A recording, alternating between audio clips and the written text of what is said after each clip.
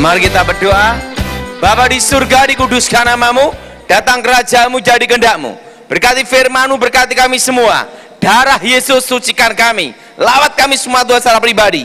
Di dalam nama Yesus, yang percaya katakan, silakan duduk. Shalom. Saya mau tanya, siapa yang pernah mendengar kesaksian saya? Angkat tangan coba. Oh, yang belum pernah, angkat tangan. Wah, banyak juga saat ini. Berarti saya perlu kesaksian ini. Mari kita buka Alkitab kita saat ini. Kamu boleh mundur depan sedikit. Yang di belakang mungkin tidak belum dapat masuk. Kamu boleh masuk bahagian depan ini, penuhkan sebab ada jemaat masih di belakang, belum ada tempat duduk. Mari kita buka Alkitab kita terlebih dulu di dalam Injil Yohanes pasal 14 ayat pertama sampai dengan ke-7. Injil Yohanes pasal 14 ayat pertama sampai dengan ke-7. Injil Yohanes pasal 14 ayat pertama sampai dengan ke-7. Saudara yang genap, saya yang ganjil.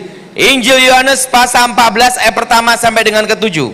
Janganlah gelisah hatimu, percayalah kepada Allah, percaya juga kepadaku. Ayat 2 saudara baca. Apa saudara? Ayat 2. Di rumah Bapakku banyak apa saudara? Tempat tinggal. Jika tidak demikian, tentu aku mengatakan padamu, sebab aku pergi ke situ untuk menyediakan tempat bagimu. Dan apabila aku telah pergi ke situ dan telah menyediakan tempat bagimu, aku akan datang kembali dan membawa kamu ke tempatku, supaya di tempat di mana aku berada, kamu pun berada. Ayat 4 sudah baca.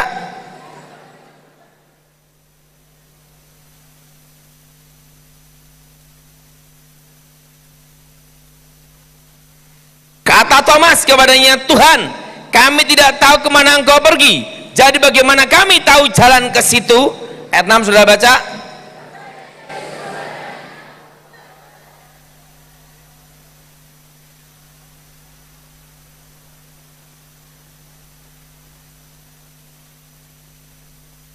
Sekiranya kamu mengenal aku, pasti kamu juga mengenal Bapakku. Sekarang ini kamu mengenal dia dan kamu telah melihat dia. Semua agama baik, tapi semua agama tidak bisa menyelamatkan, dan yang bisa menyelamatkan hanya Yesus Kristus. Siapa yang percaya, angkat tanganmu saat ini. Nah, saya kesaksian bagaimana saya bertobat. Kalau orang belum kenal saya, mantan bomoh, mantan paranormal, dukun sakti, dikira orangnya kakek berjenggot gondrong, tidak taunya orang kecil tapi tampan. Nah, suatu kali komandan jenderal pasukan elit, pasukan khusus berkata demikian, untuk mengalahkan ilmu hitam harus cari tokohnya aliran hitam. Waktu itu saya berkata sama jenderal, saya sudah bertobat, tidak mungkin kambuh kumat lagi. Justru karena Anda bertobat, negara memerlukan Anda. Saya diminta untuk menjaga Presiden Republik Indonesia waktu itu tahun 2004 sampai 2014. Berapa tahun saudara? 10 tahun saya ditugaskan untuk menjaga presiden untuk masalah supranatural, masalah bomoh-bomoh. Karena yang tahu tentang setan adalah dulunya bekas setan. Nah, saya kesaksian bagaimana saya bertobat. Saya orang blasteran, papa saya orang Chinese, mama saya ibunya Jawa, ayahnya Cina. Jadi saya 75% Chinese dan 25% Jawa. Dari keluarga Jawa inilah mama punya ibu, yaitu nenek saya. Nenek punya ibu lagi, yaitu kakek nenek buyut. Di sini namanya apa ya? Apa? Miang. Nah, moyang. Nah, keluarga dari moyang saya inilah adalah kakek nenek guru saya. Kakek saya terkenal dengan tokoh aliran putih, namanya Sapu Angin, terkenal dengan ilmu saipi angin, pindah tempat, dan terkenal dengan ilmu halimunan, ilmu menghilang. Karena dulu sebelum saya bertobat mempelajari ilmu itu, sampai sekarang saya masih diminta bantuan untuk aparat polisi dan militer di Indonesia. Kakek saya tokoh aliran putih, bomoh aliran putih, nenek saya bomoh aliran hitam, lahirlah saya abu-abu. Nah, nenek saya terkenal dengan ilmu santetnya, membunuh tanpa jejak, penyetop jantung. Dan nenek saya disebut pembunuh tercepat tanpa jejak, tokoh aliran hitam.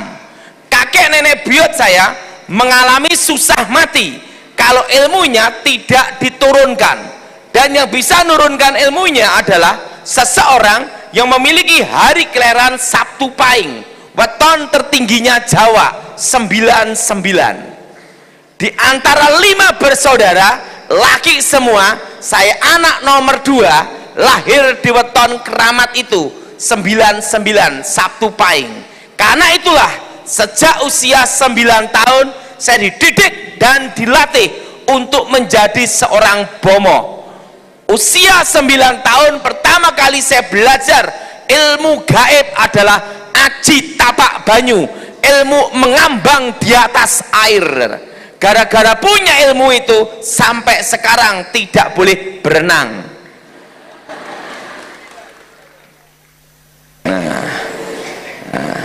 Kenapa? Karena masuk air langsung gini. Nah, disitulah saya belajar ilmu menghilang, ting menghilang. Selama saya belum bertobat, tidak pernah bayar bus dan angkot, karena punya ilmu menghilang. Begitu masuk bus, ting, lep, hilang. Tiba-tiba ting, nongol. Langsung yang kondektornya gini, ah? Nah, setelah saya bertobat baru bayar. Nah, usia 10-11 tahun saya dibekali pusaka keris, tombak, pedang, dan 6 pusaka kebal, besi kuning, mustika delima, lulang kebelandoh, kitab Stambul, kul buntet, badar besi, anti tembak, anti bacok, anti cukur. Rambut juga kebal, tidak boleh dipotong. Dan kalau mau potong rambut harus jimat dijauhkan dulu baru boleh dipotong. Disitulah saya dipasang susuk. Tahu susuk, saudara? Jarum emas dan jarum tembaga seluruh badan untuk menguasai ilmu besi kuning, kebal segala senjata. Nah, pada waktu saya dimasukin jarum emas dan jarum tembaga untuk menguasai ilmu kebal besi kuning, guru saya lupa kalau saya belum disunat. Langsung dia gitu, aduh, sudah dimasukin jarum emas dan jarum tembaga, menguasai ilmu besi kuning, tapi ini kan baru 1 hari, mungkin masih boleh disunat. Saya dibawa ke tukang sunat. Tukang sunatnya gini, tukang sunatnya gini, kebal segala senjata. Nah, disitulah tukang sunatnya gini, wah. Nah, usia 10-11 tahun telah saya menguasai ilmu ngrogo sukmo, mati dalam hidup, hidup dalam mati, rohnya keluar dari tubuh. Itu saya kuasai usia 10-11 tahun, dan itu yang membuat saya adu ayam tidak terkalahkan, sambung ayam tidak terkalahkan. Saya beritahu caranya, tapi jangan ikut-ikut. Si namanya ayam juga ya, sambung ayam. Hah? Ayam aduan. Nah, kalau ayam aduan itu pernah kalah, diadu pasti lari karena pernah kalah takut. Betul? Yang ngomong betul sering adu ayam, sering sambung ayam. Waktu pertama ayam saya lari, waktu kedua ayam saya lari, waktu ketiga ayam saya lari, baru dinyatakan kalah. Disitulah taruhan dinaikkan, 1 ringgit jadi 10 ringgit, 10 kali lipat. ayam saya pasti kalah. Langsung saya bertaruh di ayam saya, langsung saya baca mantra tameng baja, supaya tubuh saya tidak boleh dipegang manusia. Roh saya keluar dari tubuh meraga sukma, syap, masuk ke dalam ayam, langsung jebret, keok, menang. Karena yang di dalam ayam saya sendiri. Saya sambung ayam, tidak terkalahkan. Nah, disitulah. Dan selama saya belum bertobat, tidak pernah belajar, tapi naik kelas terus. Saya tak beritahu caranya, ngambil pikiran guru-guru SD, sekolah dasar, guru-guru, langsung jawaban di telapak tangan semua. Gara-gara suka ngambil pikiran orang, sampai sekarang tidak boleh matematika. Nah, lulus sekolah dasar, disitulah guru saya berkata sama saya, kamu harus menguasai ilmu yang namanya Aji Sirep Begonondo, ilmu di atas hipnotis. Kalau mantra itu diucapkan, maka satu kampung, satu bandar tidur semua. Ilmu untuk merompak. Nah, apa yang terjadi?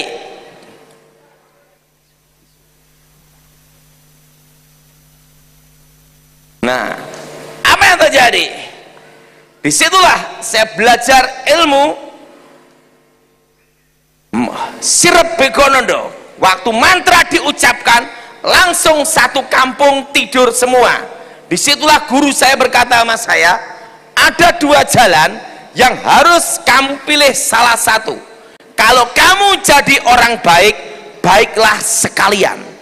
Tetapi kalau kamu jadi seorang penjahat, jadilah rajanya para penjahat di akhirat. Gitu. Saya berkata sama guru saya, guru, saya mau jadi orang baik. Kalau kamu mau jadi orang baik, sampai matinya pun kamu baik.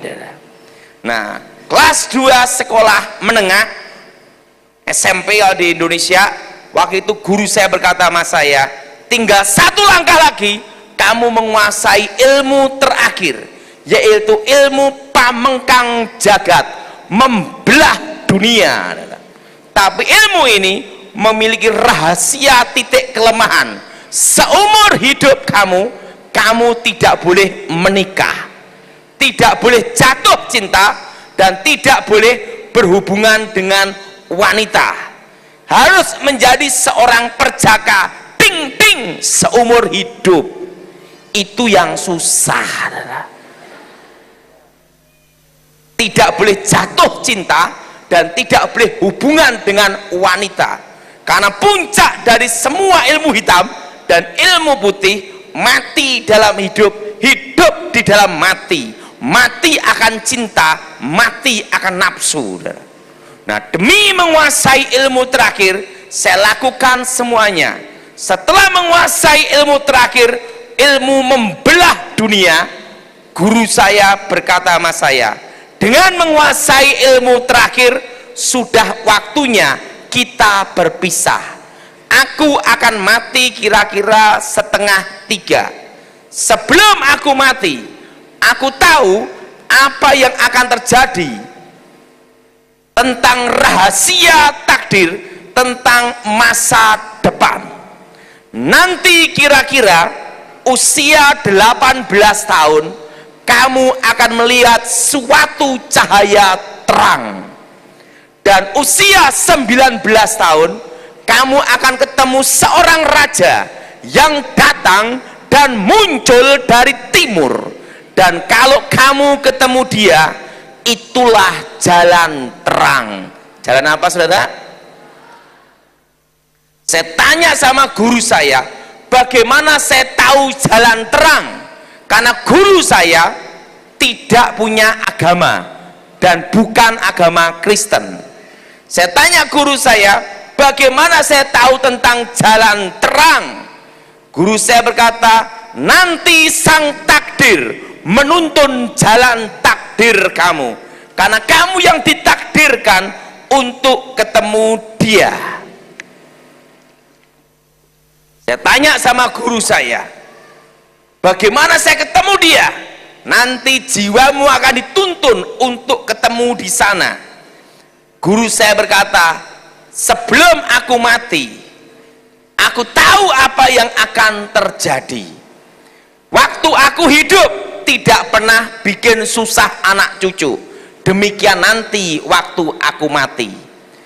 Besok aku akan mati 2:30. Besok nomor buntut, nomor togel, nomor ekornya 50. Belikan untuk beli peti mati. Ini uang belikan untuk nomor ekor, gitu lah. Tahu nomor ekor? Nah, dan apa yang terjadi? 2:30 guru saya meninggal, dan besok keluar nomor ekor 50 untuk beli peti mati dia sendiri. Setelah guru saya meninggal dunia, saya kehilangan arah. Usia masih remaja, dibekali kekuatan sehebat itu. Katanya ada bomoh sakti. Langsung saya datengin, saya tunjukkan ilmu halimunan, ilmu menghilang. Ting, menghilang. Bomohnya bingung, menghilang di mana anak ini? Malah bomohnya jadi murid saya. Saya kalahkan bomoh-bomoh hampir seluruh pulau Jawa. Usia 15 tahun saya lewati pertarungan demi pertarungan. Saya kalahkan berbagai aliran di pulau Jawa. Setelah saya kalahkan berbagai aliran di pulau Jawa, usia 18 tahun saya diajak kakak saya, Tan, ada KKR-nya Gilbert Lumaindong, ceweknya Sip C. Saya berkata sama kakak saya, tidak boleh, karena rahasia titik kelemahan saya terletak di wanita. Tidak boleh hubungan dengan wanita, tidak boleh cinta dan nafsu. Kakak saya berkata, yang cari cewek bukan kamu tapi saya. Kamu cukup gunakan aji jaran goyang, teko gendeng mulih ngengkleng. Artinya datang sinting pulang gila. Kalau mantra itu kena seseorang 15 tahun susah untuk dilepas. Itu ilmu guna-guna, ilmu pelet tingkat tertinggi. Nah, saya ikut KKR-nya Gilbert untuk cari cewek yang cantik. Tidak mungkin yang gini, pasti saya cari yang cantik. Dan apa yang terjadi? Tiba-tiba pendeta Gilbert berkhotbah, orang Kristen tidak boleh dimantra, orang Kristen tidak boleh diguna-guna. Dari belakang saya berkata, ini pendeta gemuk montok nantang saya. Saya baca mantra setan kober, kobaran api setan, supaya pendeta gemuk itu pingsan di mimbar, muntah darah, jemaat bubar. Saya santet Gilbert. Gilbert berkata, haleluya, Tuhan berkati. Ilmu saya kabur.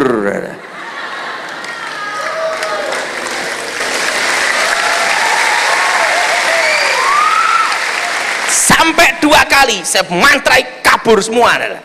Tiba-tiba Pastor Gilbert berkata, siapa bomoh-bomoh, jimat-jimat, maju ke depan, artakol. Saya kan tidak boleh bahasa Inggris. Saya kira artakol itu tempat untuk bertarung.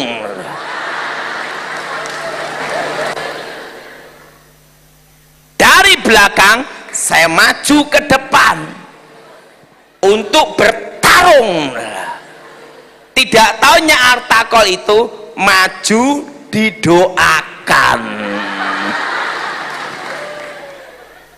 Waktu itu saya tantang pendeta Gilbert, Pastor Gilbert, kalau aku kalah, aku ikut kamu, tapi kalau aku menang, kamu mati. Pastor Gilbert berkata demikian. Besok pagi kamu saya tunggu di sini. Nah, malam saya tidak boleh tidur karena satu kata, haleluya. Hari yang kedua saya datang, pendeta-pendeta, pastor-pastor kepung saya, sigira bara. Saya bingung pening karena belum pernah ada mantra raba-raba.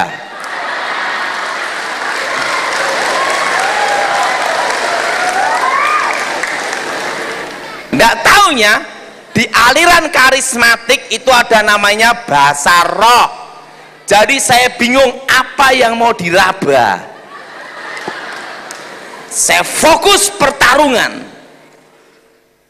Pendeta-pendeta kelilingi saya pukul Gilbert mental, tendang mental. Ada satu kekuatan aneh yang melindungi Pastor Gilbert dan pendeta-pendeta.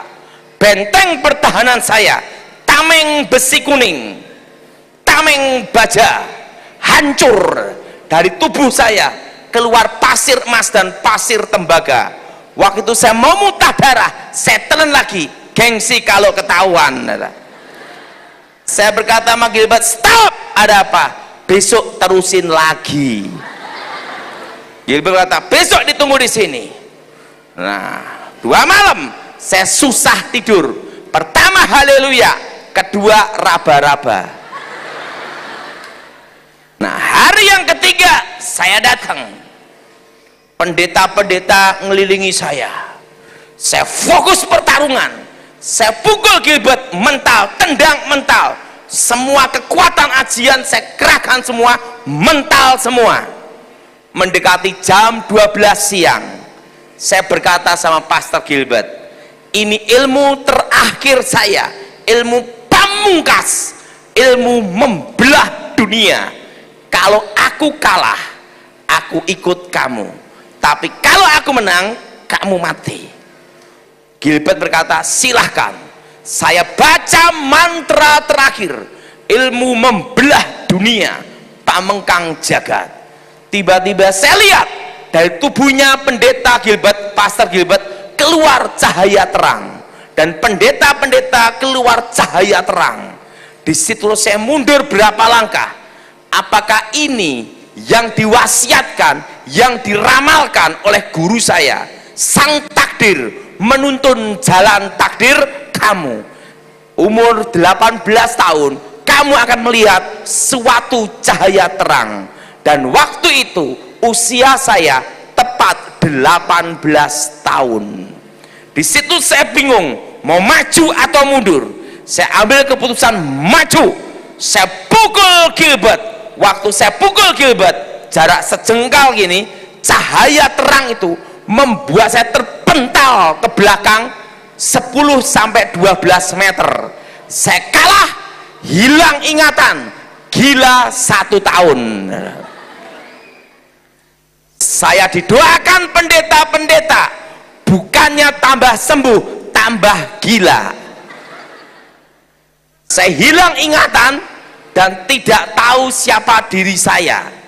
Dan tepat 1 tahun, tahun 93, tiba-tiba ada cahaya terang datang, yes, masuk kepala saya, sembuh seketika, dan terdengar suara, akulah Alfa, akulah Omega, akulah yang awal, akulah yang akhir.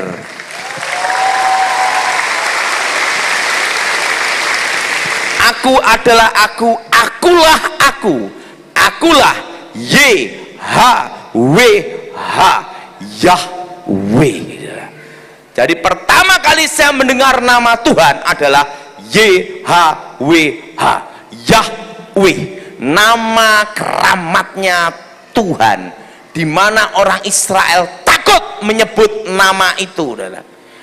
Aku telah mati dan bangkit hidup kembali. Akulah Yesua Hamasia.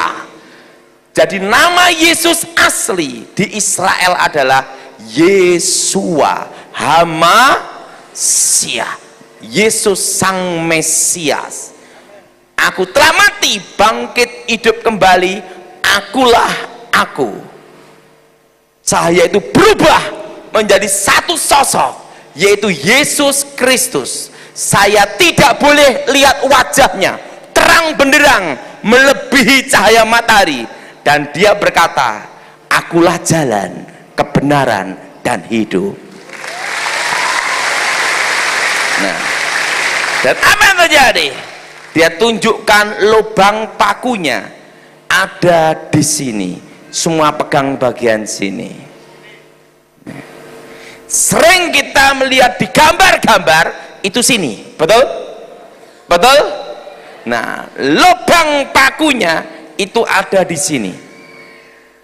Semua pegang bagian sini. Jadi di pergelangan ini sini pas tepat di bawah sini, sehingga boleh gini. Kalau ditusuk sini, blek, robek. Inilah. Ini. Coba semua pegang bagian sini. Disitulah saya ketemu Tuhan Yesus sendiri, dan dia berkata, akulah aku, Yeshua HaMashiach. Akulah jalan, kebenaran, dan hidup. Disitulah dia berkata, maukah engkau percaya padaku? Akulah jalan, kebenaran, dan hidup. Tiba-tiba ada satu kekuatan aneh masuk ke dalam tubuh saya. Tiba-tiba berkata, aku percaya, gitu lah. Dan saya itu juga semua olah kanuragan, ilmu kesaktian saya pernah sampai sekarang. Nah, disitulah Tuhan Yesus tumpang tangan saya gini. Setelah itu dia gini, hilang adalah. Saya cari jimat saya, hilang semua. Tidak taunya waktu gila 1 tahun dibakar pendeta semua. Nah, disitulah saya cari Pastor Gilbert. Pastor Gilbert berkata, aku ingin tahu apa betul-betul bertobat atau nanti kembali lagi. Saya dikirim sekolah Alkitab di Inteos, sidang jemaat Allah, Assembly of God itu ya. Saya lulus tahun 96, ranking 4. Tepuk tangan dulu.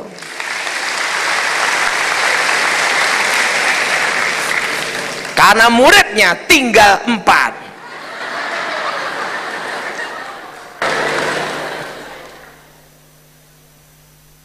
Dan apa yang terjadi? Setelah saya bertobat percaya Tuhan Yesus, saya sekolah Alkitab, saya perhatikan, jadi pendeta, jadi pastor, hidupnya susah, hanya iman terus. Kapan selesainya?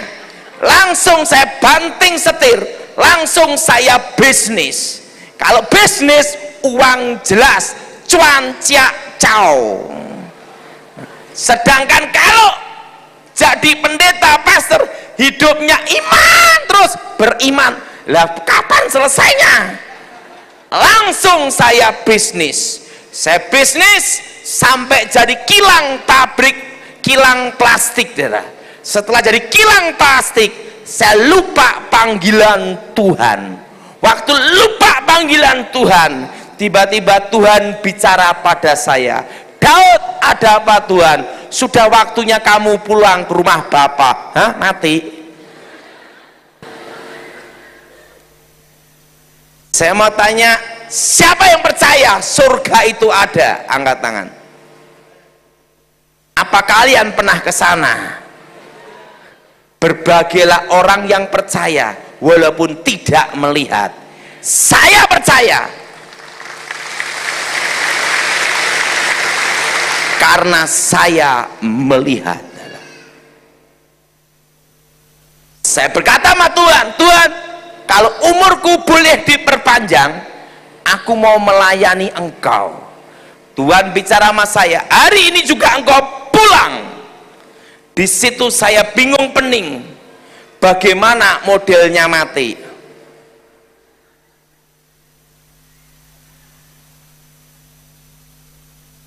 Saya ngomong sama mama saya, Mama, saya mau pulang ke rumah Bapak. Kamu stres gila. Tidak, saya bingung gimana mati itu. Saya naik sepeda motor, si namanya apa? Motorcycle ya. Saya boncengan sama teman naik motorcycle. Wah, kencang sekali. Tiba-tiba ada truk lori yang jalannya kencang, tiba-tiba berhenti. Lah ini tiba-tiba langsung buar. Langsung saya nabrak lori gini.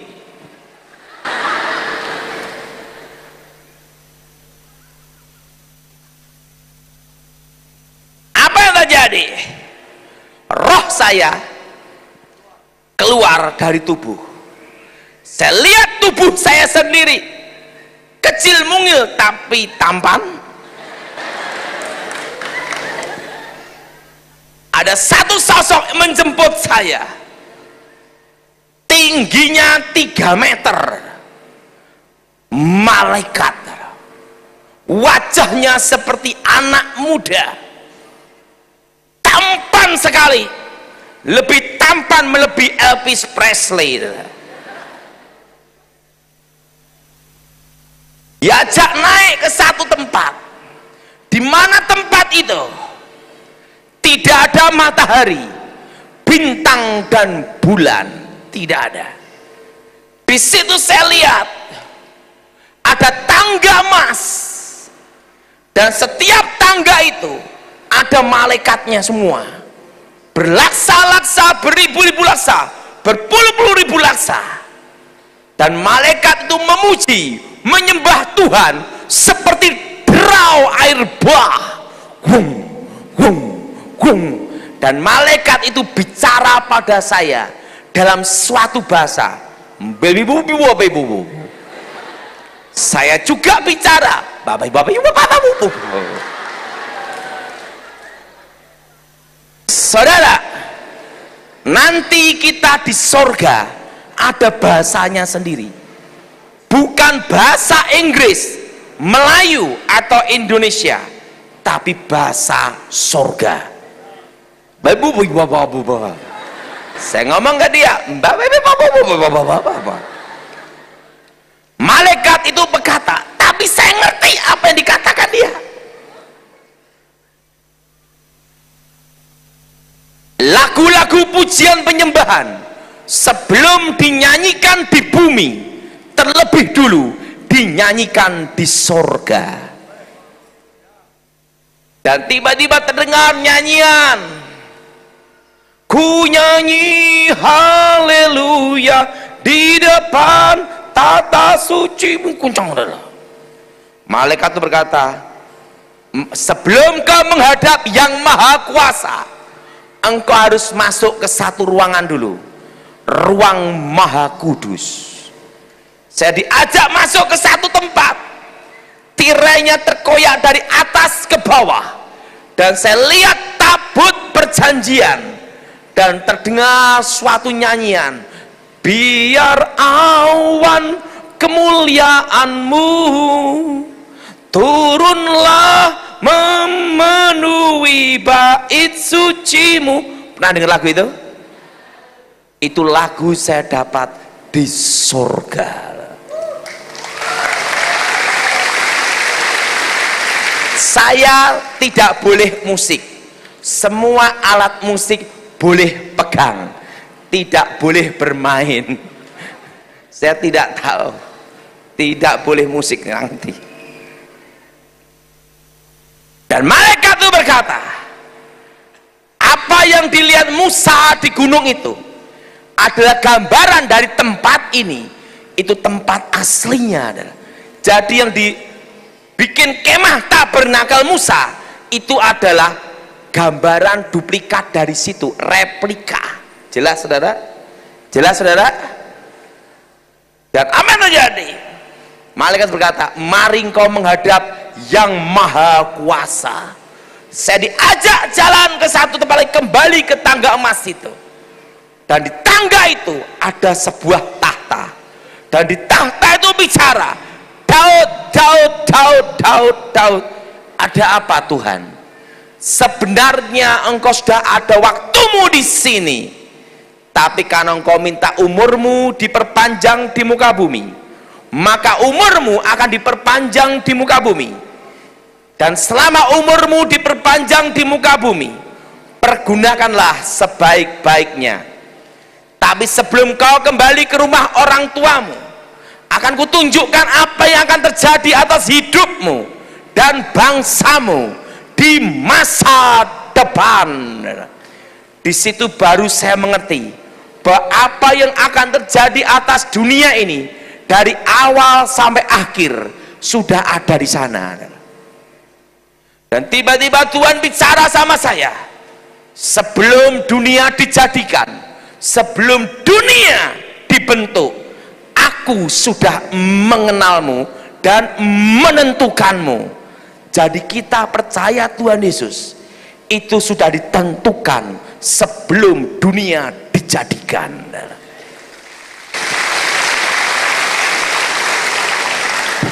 Itu adalah anugerah. Amin.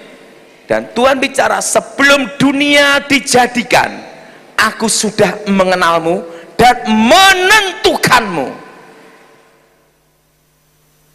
Tiba-tiba tangannya berkata, akulah Alfa, akulah Omega. Yes. Langsung seperti layar lebar melebihi ini, lebar sekali. Hari-hari yang akan terjadi, saya lihat bom meledak di sana sini. Waktu saya melihat bom meledak sana sini di Indonesia, saya berkata sama Tuhan, Tuhan, aku tidak jadi balik, tidak apa-apa, bom. Tuhan bicara, engkau harus kembali. Yes. Indonesia akan dipulihkan Tuhan 25 tahun dan akan mengalami krisis sebelum pemulihan ekonomi Indonesia 18, 19, 2020. Yes. Dan Tuhan bicara sama saya, mari kutunjukkan di rumah Bapakku banyak tempat tinggal.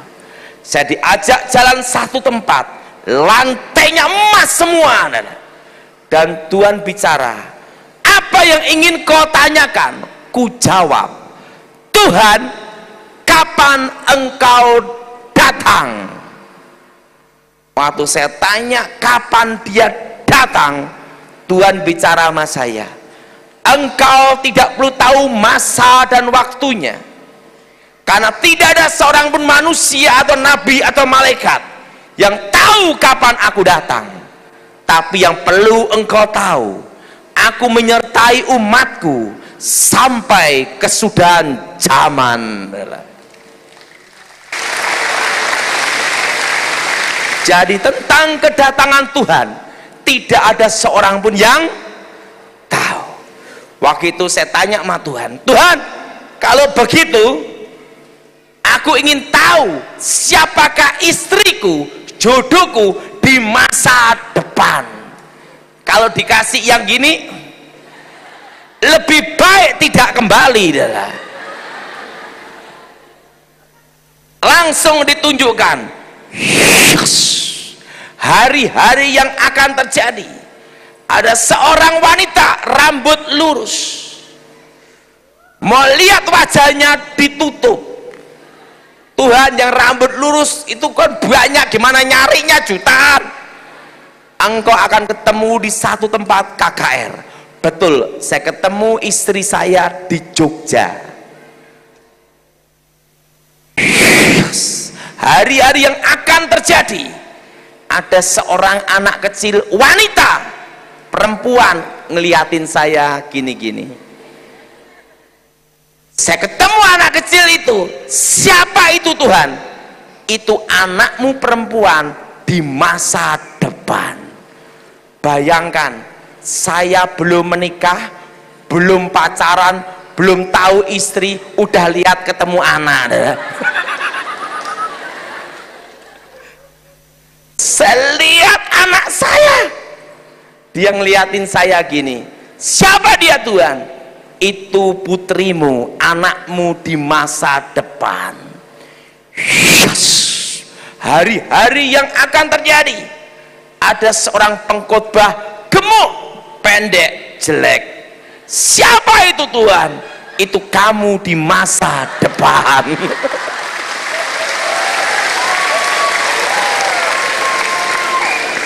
Apa yang terjadi? Ditunjukkan apa yang akan terjadi atas hidup saya. Yes, yes. Sang Tuhan bicara, sudah waktunya kamu kembali ke rumah orang tuamu. Tuhan, sebelum aku kembali, ada satu permintaan, jangan engkau tolak sampai aku kembali ke tempat ini. Sudah waktunya kembali. Tidak, satu aja permintaan, saya tidak mau kembali sampai engkau menjawab iya dulu. Satu permintaan saja. Tuhan bicara, baiklah, kecuali kedatanganku. Tuhan bicara sama saya apa? Apa permintaanmu? Tuhan, jangan berikan aku kekayaan. Nanti kalau aku kaya, lupa engkau lagi.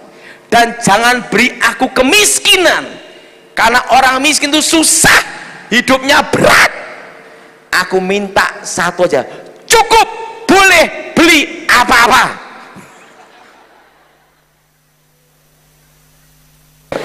Betul? Betul?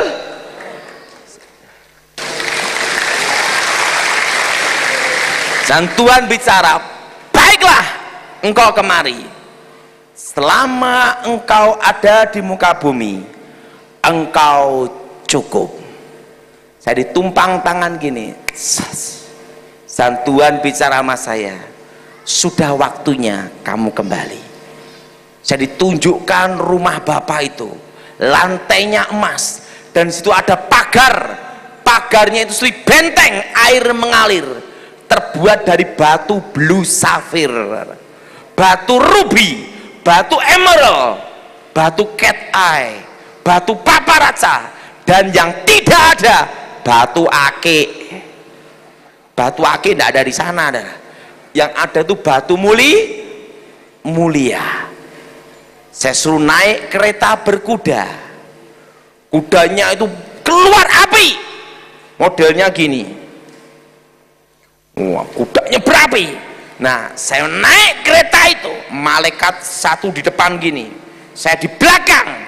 Saya kira itu take off-nya kayak pesawat gini, nggak taunya begini dah.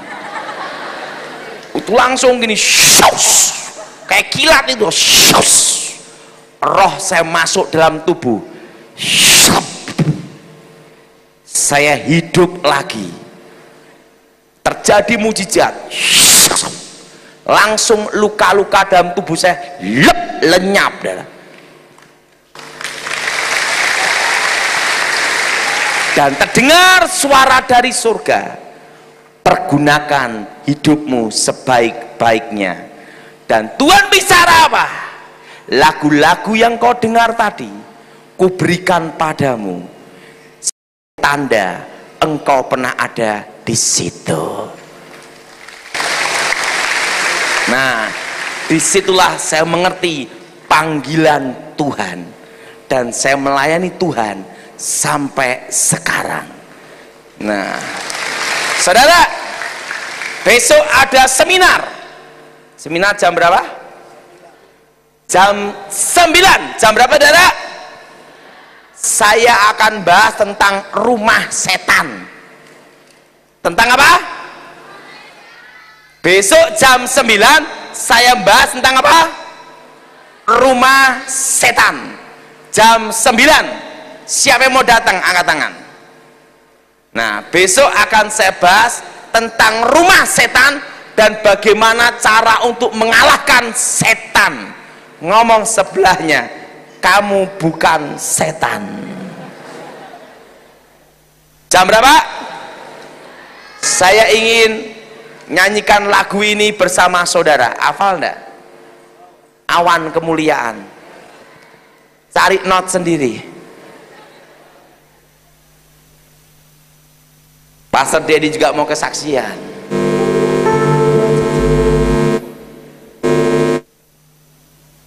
Mari kita bangkit berdiri saat ini.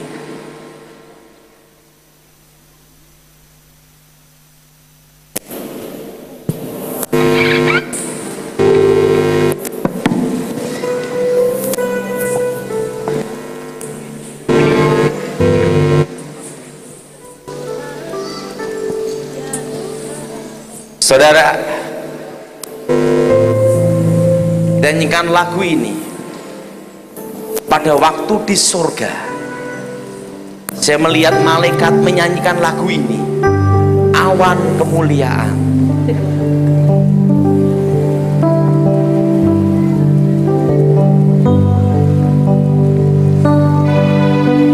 Ya Tuhan, Ya Tuhan, ku rindukan hadirat-Mu, memenuhi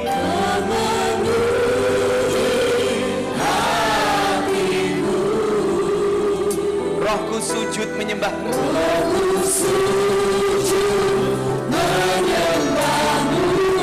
Ya Tuhan,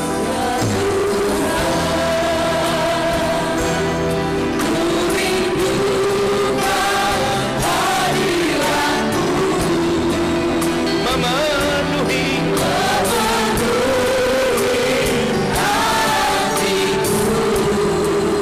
rohku sujud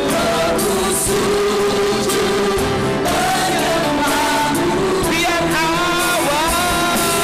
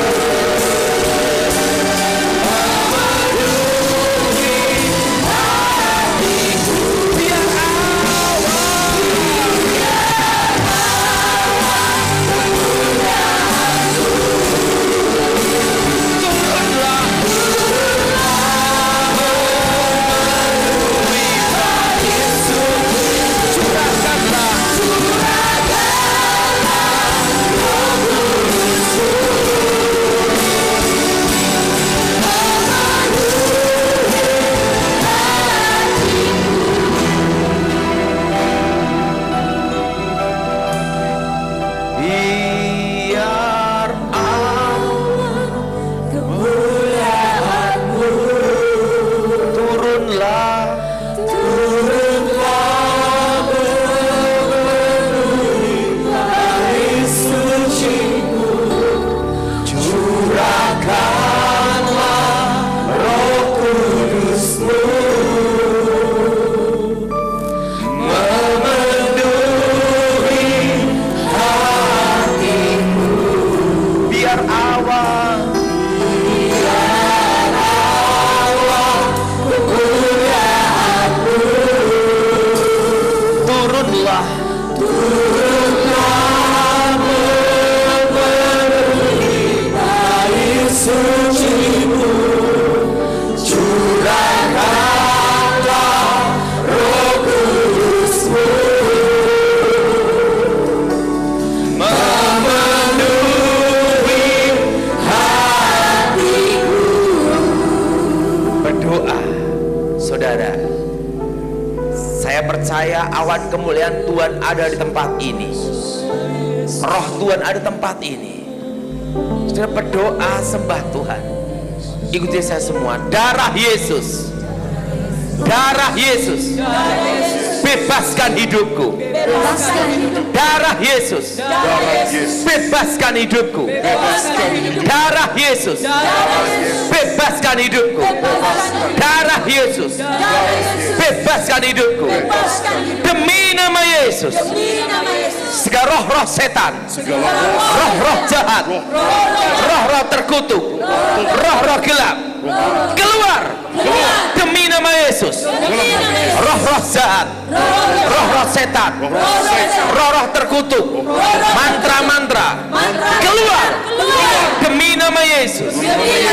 Darah Yesus bebaskan hidup kami. Darah Yesus sembuhkan. Darah Yesus bebaskan. Darah Yesus bebaskan.